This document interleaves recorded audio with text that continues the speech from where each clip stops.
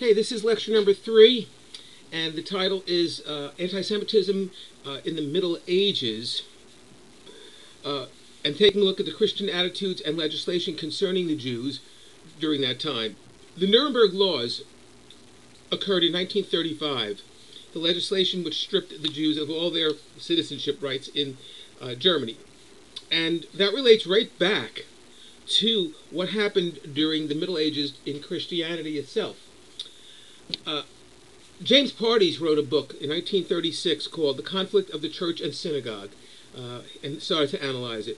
Post-Holocaust, you have Jules Isaac, who wrote a book, The Teaching of Contempt, and also The Birth or Origins of Anti-Semitism. And these books were written in the 40s and 50s. Malcolm Hay wrote a book called Thy Brother's Blood After the War. The important thing to understand is that what happened then was very, very significant in the terms of what was happening to the Jews as a result of the things that were taught in Christianity.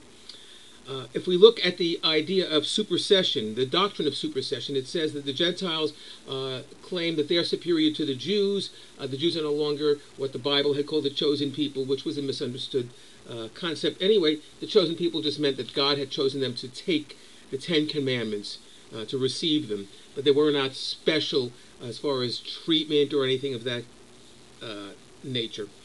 From the 8th to the early 11th century, in Europe, in Spain and Islam, Jews come from Palestine, Byzantium at the time, Byzantine area, and to Germany and France. And we see that by the late Middle Ages, they begin to move into other countries. Jews move to Babylonia, Spain, North Africa, Turkey, Italy, Greece, the Balkans, the New World, and of course, Israel. If we look at the Christian doctrines during the Middle Ages, we must look at the Crusades.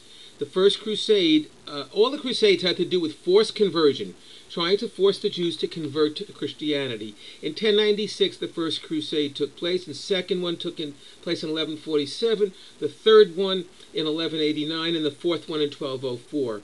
The Jews were now subject to violent attacks if they did not convert by the Crusader mobs.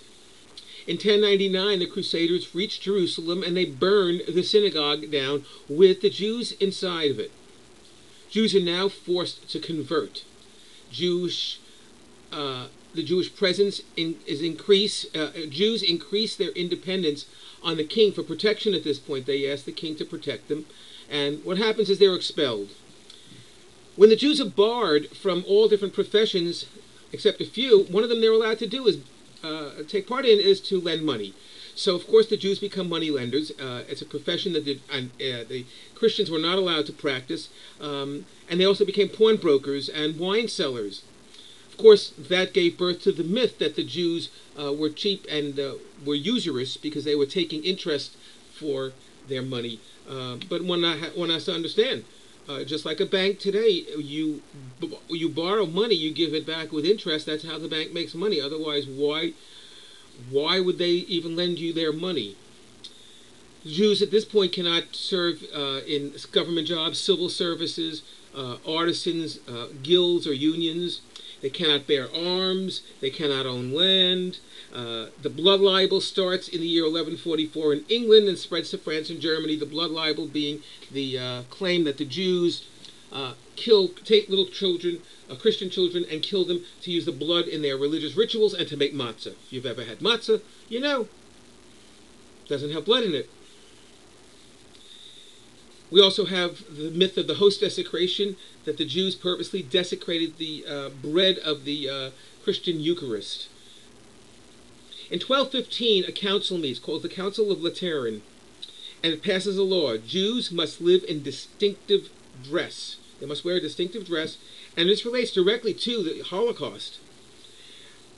They must now wear a yellow badge. The idea was imported from the Muslims during the Crusade. Jews are often associated now, during the Middle Ages, with nasty animals. They're compared to goats. Jewish creativity still flourishes during the Middle Ages. Example, the famous Jewish commentary, Rashi, wrote his commentaries about the Jewish text called the Talmud.